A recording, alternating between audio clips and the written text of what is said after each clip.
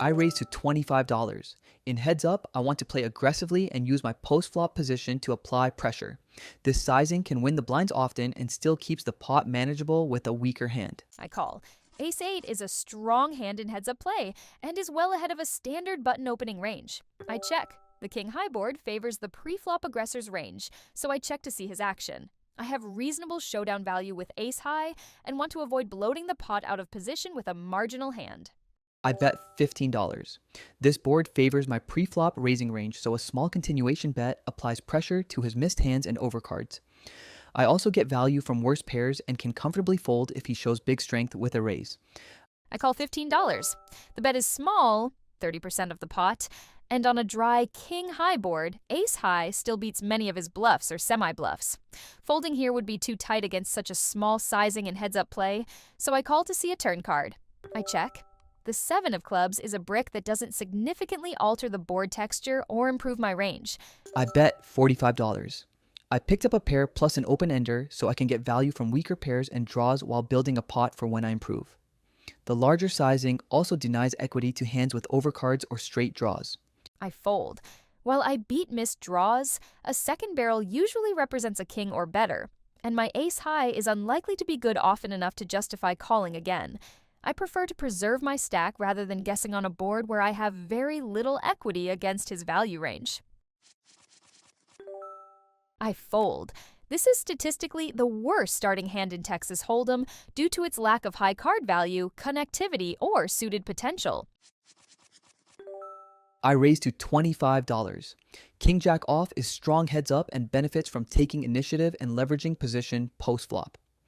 This sizing pressures his weaker holdings while keeping his calling range wide enough that I can outplay on later streets. I fold. My hand is weak and unsuited, making it one of the weakest hands to defend, even in a heads-up match. Despite the pot odds, playing such a weak hand out of position against a pre-flop raise is a losing proposition. I fold. Queen 3 off is at the bottom of the starting hand range with a weak kicker and no connectivity. Even with position, the hand has very poor playability and is not strong enough to profitably steal the blind or limp. I raise to $25. Even with a weak hand, raising in the small blind heads up is profitable because it attacks the big blind and keeps my range aggressive. I'll rely on position and board texture to decide whether to continue post-flop. I call. This is a solid defending hand in heads-up play, offering decent high card strength and straight potential. Calling closes the action cheaply, allowing me to see a flop without bloating the pot out of position against a wide opening range. I check. I have flopped middle pair, which is decent, but the board is very wet with straight and flush possibilities, plus a king that hits the pre-flop raiser's range well. I check to control the pot size and see how he reacts to this dangerous texture. I check. This board hits his defending range well and I have little equity, so I don't want to burn chips with a low probability bluff. Checking keeps the pot small and lets me realize whatever equity I can pick up on later streets. I check. The 3 of spades completes the flush draw, making the board significantly more dangerous. Since villain showed weakness by checking back the flop, I prefer to check and keep the pot small with my middle pair rather than value betting into a board where I could easily be drawing dead. I check. The 3rd spade is a bad card to bluff into because he can easily have a single spade that just made a flush. With only a weak pair and no spade blocker, I'd rather take the free river and avoid getting check raised. I check. With 4 spades on the board and no spade in my hand, I am purely in bluff catch mode. Betting serves no purpose as worse hands will fold and any spade will call or raise, so I check hoping to see a cheap showdown. I bet $35. When he checks 3 times, he's often capped at 1 pair or weak showdown hands, and a bet can fold out hands like ace high or a weak pair with no spade. My sizing targets exactly those folds while keeping risk controlled. I fold. With 4 spades on the board and no spade in my hand, my pair of 10s is extremely vulnerable to any flush. Villain's delayed aggression on the river after checking 2 streets suggests he likely backed into a flush or has a strong enough hand to value bet, making a call unprofitable. I fold. Although a king has decent equity in heads-up play, king 3 off has a very weak kicker and no suited potential, making it difficult to play profitably if called. I prefer to fold this marginal hand rather than playing a bloated pot with reverse implied odds. I raise to $25. King Jack suited plays very well heads up and benefits from building pots when I'm likely ahead of his folding chalk calling range. This sizing keeps pressure on while giving me room to maneuver post flop with position. I fold. My hand is a disconnected, weak offsuit hand that plays very poorly out of position. Even against a wide opening range, the hand is easily dominated, and realized equity will be low, making a fold the prudent choice. I fold. While suited, my hand is too weak to justify putting more money in the pot. The gap between the cards makes straights impossible without four specific board cards, and the 8 high rarely wins at showdown unimproved. I raise to $25. Even though it's weak, raising from the small blind heads up is strong because it steals often and keeps my strategy consistent. I'll rely on position and selective post-flop aggression when the board favors me. I call $15. King 6 suited is a very capable defending hand in heads-up play, having both high card strength and flush potential. Against a standard button raise, folding is far too tight, and calling allows me to realize my equity for a good price. I check. The ace-high board with Broadway cards heavily favors the pre-flop raiser's range. With only king-high and no draws, I check to the aggressor as I have very little immediate equity. I bet $20. I flop to top pair and want value from worse aces, smaller pairs, and straight draws while still keeping his range wide. The small sizing also protects my hand without bloating the pot too fast. I fold. I've completely missed the flop on an ace-high board that strongly favors the pre-flop raiser's range. With no pair and no draws, continuing with just king-high is losing money. I raise to $25. This is a decent starting hand in heads-up play, well within a standard opening range from the button. After folding the small blind 4 times in a row, it is important to raise here to seize the initiative and play the pot in position rather than surrendering the blinds. I call $15. Pocket twos plays fine as a call versus a small blind min raise, keeping the pot manageable while giving me chances to flop a set or navigate favorable boards. I don't need to bloat the pot with a marginal pair this deep. I check. My pair is an underpair on a fairly connected board, so I don't want to build a pot out of position. Checking lets me see what he does and potentially get to a cheap showdown or fold to real strength. I check. This board connects fairly well with a big blind calling range, pairs, straight draws, and flush draws. With only queen high and no strong draw, I prefer to check back for pot control rather than betting into a board where I likely have little fold equity. I check. The turn brings a third diamond and increases the number of strong draws he can have, so my underpair isn't in great shape. I'd rather keep the pot small and avoid getting blown off my equity. I check. The 6 of diamonds makes the board very wet, bringing a potential flush and several completed straights. While I have picked up a gut shot straight draw to an 8, I prefer to take the free card to try to hit my draw, rather than bluffing into a board that interacts very well with a big blind calling range. I bet $20. After he checks 3 times, his range looks weak, and this is a good spot to try to fold out random overcards that missed. The small sizing risks little while still making it hard for him to call with ace-high type hands. I call $20. I've improved to top pair on the river, which is strong enough to call a small bet that could be a worse pair, like a 10 or a bluff. Raising is too risky given the completed flush and straight possibilities on the board, so I call to see a showdown. I raise to $25. Queen Jack suited is strong heads up and plays well with initiative, especially since I'll have position post flop. This sizing applies steady pressure and keeps my opening range consistent. This is a standard defense from the big blind against a single raise in heads-up play. While the kicker is weak, king high has enough raw equity against a wide button opening range to make calling profitable given the pot odds. I check. The paired board with a jack generally favors the pre-flop raiser's range. I check to the aggressor as I have only king high and want to avoid building a pot out of position without a made hand or strong draw. I bet $15. I have a strong draw plus 2 overcards, and a small c-bet can fold out his unpaired hands while building the pot for when I hit. The sizing also keeps my range credible on a paired board. I call $15. The bet is small, 30% of the pot, and on a paired board in a heads-up match, king high is often ahead of the villain's air or draw range. Given the excellent pot odds, I call to see the turn rather than folding a hand that has reasonable showdown value against bluffs. I check. There are 3 hearts on the board. I've picked up a flush draw to accompany my king high. I check to the aggressor, planning to evaluate based on his sizing, as the board is now significantly wetter. I bet $45. I have two pair on a board where he can have a lot of draws, so I want value from worse jacks and charge heart hands. This sizing also makes it harder for him to realize equity for free while keeping me able to respond if he shows major strength. I fold. The 2 of hearts is a bad card for me. While I have a flush draw, it is only to the 6 high flush, which has terrible reverse implied odds, and facing a second barrel on this wet paired board suggests you likely have me beat. Trips, strong pair, or better flush. I can't profitably call a half-pot bet with just king high and a weak draw. I raise to $50. Queen 10 off is a strong starting hand in heads-up play, and well worth playing aggressively. Raising allows me to take the initiative and utilize my positional advantage post-flop. I raise to $150. A 4 suited plays well heads up, and I'm happy to pressure your wide opening range while building a pot where top pair can often be good. The suited wheel ace also has solid playability if you call. I fold. Queen 10 off is often dominated by hands that 3-bet for value, such as ace-queen or king-queen. I prefer not to play a bloated pot with a marginal hand this early in the match. I raise to $50.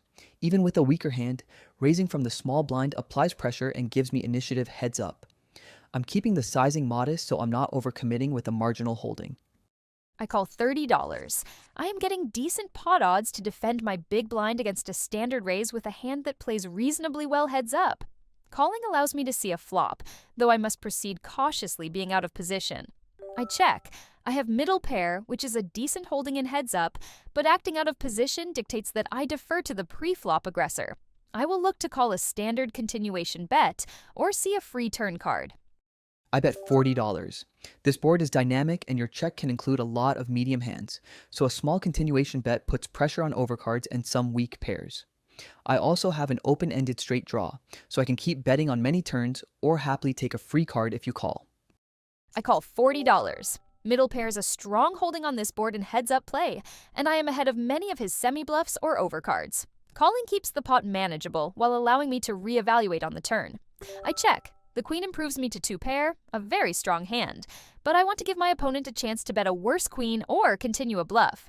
Leading out here might simply fold out the hands I am currently beating. I check. The queen improves a lot of your flop calling range, and my hand has little equity and poor showdown value if I fire again. Taking the free card keeps the pot under control and lets me reevaluate rivers that help my story. I bet $100. Although the king completes possible straights, your check on the turn suggests you don't have a premium hand. I am betting for value, targeting a king that just paired up or a sticky jack or queen. I fold. With 9 high and no missed draw completing, I don't have enough showdown value to call, and turning my hand into a bluff raise here is too risky versus your bet sizing. I raise to $40. This is strong enough to open from the button in heads-up play, offering both flush potential and high card strength. Raising allows me to take the initiative and play the rest of the hand in position. I raise to $130. A 7 offsuit is comfortably ahead of a wide button opening range, and 3 betting denies equity while letting me play with initiative. The sizing also sets up a manageable stack-to-pot ratio given how shallow we are. I fold. While this hand in position is decent, it plays poorly against a 3-bet range that likely dominates my kicker.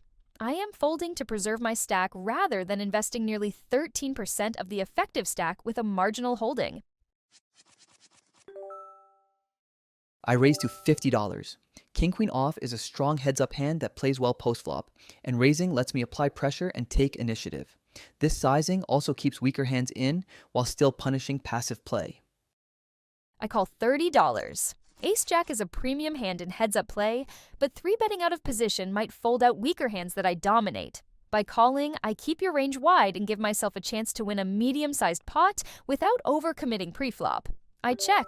I have top pair with a strong kicker on a very dry board, so there is no urgent need to bet for protection. Checking allows me to keep your range wide and induces you to bluff or bet with a worse ace. I bet $35. This flop favors my preflop range, and a small c-bet can fold out a lot of hands that missed while keeping my risk low. Even when called, I can slow down on later streets since my hand has limited showdown value on an ace-high board. I call $35. Top pair is a very strong holding here, but raising on such a dry board would likely only push out the bluffs I want to keep in the hand. Calling keeps his range wide and allows me to control the size of the pot out of position. I check. The turn doesn't significantly change the board texture, so I still have a very strong hand that doesn't need to lead out. Checking keeps your range wide and allows me to catch bluffs or get value from worse hands that you might bet. I check. After you call the flop, your range contains a lot of ace-x and sticky pairs that won't fold to another small barrel, and I don't have meaningful equity to keep pushing. Checking keeps the pot controlled and lets me consider bluffing only on select rivers. I bet $90. The check on the turn indicates weakness or pot control, making it likely I have the best hand. I am betting for value to get called by a worse ace or a mid pair that might simply check back if I check to them. I fold. After you call the flop, your river bet on a paired board is strongly weighted toward value, and KQ has no showdown value here. Bluff catching is too thin given my line and the runout. I raise to $50. Suited connectors and one-gappers are excellent candidates for opening from the button because they have great playability post-flop. Raising allows me to define the range and potentially take down the pot immediately, or with a continuation bet. I call $30. 7-6 is a decent heads-up defending hand that can make strong two-pair straights, and calling keeps the pot manageable with a marginal holding. I don't want to bloat the pot out of position with an offsuit connector by 3-betting. I check. This flop heavily favors your range, and with 7 high, I don't have enough equity or showdown value to lead into you. Checking lets me see what you do and potentially realize my small backdoor possibilities without inflating the pot. I check. This board texture hits a defensive calling range very hard, as you likely have an ace or a queen in your hand. Since I have very little equity with 9 high, I will take the free card rather than bluffing into a strong range. I bet $40. I picked up a pair and want to get value from your floats and smaller pairs while also charging hands with 2 overcards. The small sizing keeps me from overcommitting on an ace-heavy paired board. I fold. My hand effectively only beats pure bluffs while losing to every ace, queen, or pocket pair, so calling with this bottom-tier holding is a losing play. I raise to $60. Ace-5 suited is a strong heads-up opening hand with good playability and nut flush potential. Raising applies pressure on the big blind and lets me win the pot immediately a fair amount while still keeping the pot manageable if called. I fold. 8-2 offsuit is statistically one of the weakest hands in Hold'em and plays very poorly post-flop, especially out of position. Even getting 2-to-1 pot odds, my equity against a raising range is too low to defend profitable. I fold. 5-3 offsuit is at the very bottom of my range and performs poorly even with the advantage of position. I raise to $60. Jack 5 off isn't a premium, but in heads up from the small blind, I want to apply pressure and take advantage of position post-flop if called. I fold. While 8-7 is a connector, it is offsuit and likely dominated, making it difficult to play profitably out of position against a raise. I raise to $50. My hand is a very strong starting hand in heads-up play and plays well post-flop. I am raising to build the pot and seize the initiative while I have the positional advantage. I raise to $170. Ace-Queen is a strong heads-up hand and plays well as a value 3-bet against a small blind open. Raising also puts pressure on a wide range and denies him an easy flop with weaker hands. I fold. Your 3-bet is very large, almost 20% of my stack, and while my hand is decent, it is likely dominated by your value range. I limp to $20. 7-2 offsuit is very weak, so I'd rather keep the pot small and see a flop cheaply. Limping also avoids getting 3-bet and put in tough spots with a hand that rarely makes strong pairs. I check. Since you just limped, I have the option to see a free flop with a hand that has some high card value but isn't strong enough to raise for value or as a bluff. I check. The board is paired, and while I have queen high, I am out of position with no made hand. I bet $20. This small stab pressures his likely misses in a limped pot and can take it down immediately on a paired board. If he continues with a call or raise, I can comfortably give up with such a weak hand. I fold. I have missed the board completely, and holding only queen high out of position is not strong enough to call a bet on this paired texture. I raise to $50. Queen 6 suited is a capable hand in heads-up play, having both flush potential and a high card. Raising allows me to take the initiative and utilize my position post-flop. I call $50. I'm getting a good price to defend in heads up, and the suitedness gives me some live equity with flush and pair potential. I check. With a flush draw on an A high board, I'd rather let him continuation bet his wide range and respond accordingly than bloat the pot out of position. I check. While the ace hits my range well, checking back controls the pot size and allows me to realize my equity for free. I have some showdown value with queen high and can reevaluate on the turn without risking a check raise. I bet $70.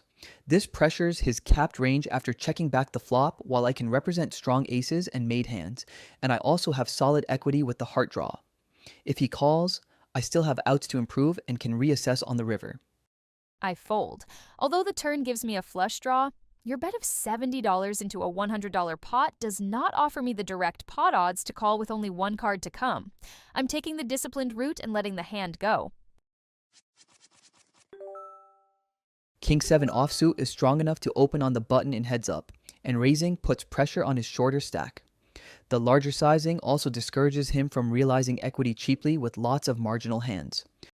I fold. Facing a large 3x raise with only 18.5 big blinds, calling with a weak offsuit ace out of position is a recipe for bleeding chips. I fold. With 7-4 offsuit, I have one of the worst starting hands possible, and at 17.5 big blinds, I cannot afford to bleed chips by entering the pot with trash. I raise $100. Even with a weak hand, raising from the small blind in heads up is standard because you have position and can win the pot immediately a lot. This sizing applies pressure to a shorter stack while keeping my risk controlled with a marginal holding. I go all in. With 17 big blinds, Ace-Jack is a powerhouse hand that benefits from realizing its equity immediately, rather than playing a bloated pot out of position. Shoving maximizes fold equity against his opening range and gets value from dominated aces or lower pairs if he calls. I fold. I need around 42% equity to call here, and with a big stack edge, folding keeps variance low and preserves my advantage. I raise to $80. Pocket sevens is a strong hand heads up, but rather than shoving immediately, I want to induce you to call with a wider range of weaker hands. Since I will have position post-flop, I can effectively navigate the hand if the board gets scary. I raise to $240. This hand is strong enough to 3-bet heads up, especially versus a small blind min raise that can be very wide. This size pressures his shorter stack and lets me take the initiative to win more pots uncontested. I go all in. With just under 20 big blinds effective, Pocket Sevens is a premium hand heads up that is too strong to fold, but difficult to play post-flop if I just call. By shoving, I force you to make a decision for your tournament life or fold equity that you might have with 2 overcards. I call $540. I'm getting a solid price and only need about mid 30% equity, and my hand performs well against a heads-up shove range that can include lots of worse aces and random hands. I go all in for $440. With about 11 big blinds, jamming maximizes fold equity and avoids awkward post-flop spots where stacks get committed anyway. Pocket Jacks is a premium hand that's happy to get the money in pre-flop against a wide heads-up calling range. I fold. Calling an 11 big blind shove with queen 4 offsuit is mathematically losing, as I am likely dominated by better queens, aces, or pocket pairs. Even though I have a significant chip lead, I don't need to take a gamble with such a marginal hand when I can wait for a better spot to finish the game. I fold. Even though I have the chip lead in position post-flop, 2 to 3 suited is too weak to play against a 12 big blind stack that is likely to shove over a limp or a raise. I raise to $120. This hand is easily strong enough to open heads up, and raising lets me leverage position and apply pressure. I fold. Queen 3 offsuit is too weak to defend against a large 3x raise, especially out of position. Given his shallow stack of roughly 12 big blinds, his opening range is likely strong enough to dominate me. I fold. With 8 to 2 offsuit, I have one of the worst hands in the deck, and with the effective stack at 13.5 big blinds, I cannot profitably limp or raise without risking a shove. I raise to $120. This hand is fine to open heads up because position and initiative matter more than raw hand strength. This sizing gives me good fold equity while keeping the pot manageable with a marginal holding. I fold. Facing a 3 times raise with 4-3 offsuit is a clear fold, as the hand has very little playability and I am out of position. I go all in. With 15 big blinds effective, King 9 suited is a strong enough hand to simply shove pre-flop. This move maximizes my fold equity, preventing you from seeing a cheap flop, and it performs well enough to be a profitable call if you decide to defend. I fold. This hand is too weak to call an all-in, especially since I'd be putting my whole stack in dominated by most kings and all better hands. I shove all in for $560 total. With only about 7 big blinds, open jamming maximizes fold equity and avoids tough decisions after a small raise. Jack 10 off has reasonable equity when called and plays well as a shove at this stack depth. I fold. Facing a 7 big blind shove, 10-8 offsuit is statistically just below the threshold for a profitable call. I need roughly 43% equity to break even, and against a standard shoving range, this hand doesn't quite get there, so I'll wait for a better spot.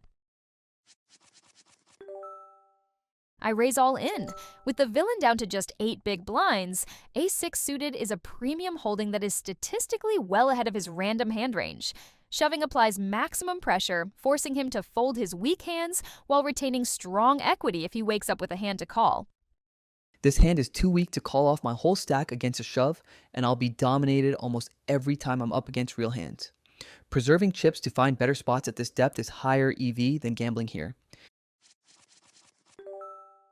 At about 7 big blinds effective, this hand is strong enough to shove for maximum fold equity and to realize its equity when called. Open raising smaller just invites awkward shove, she call spots without gaining much. I call. Facing a shove of only 7 big blinds, I need about 43% equity to make this a profitable call.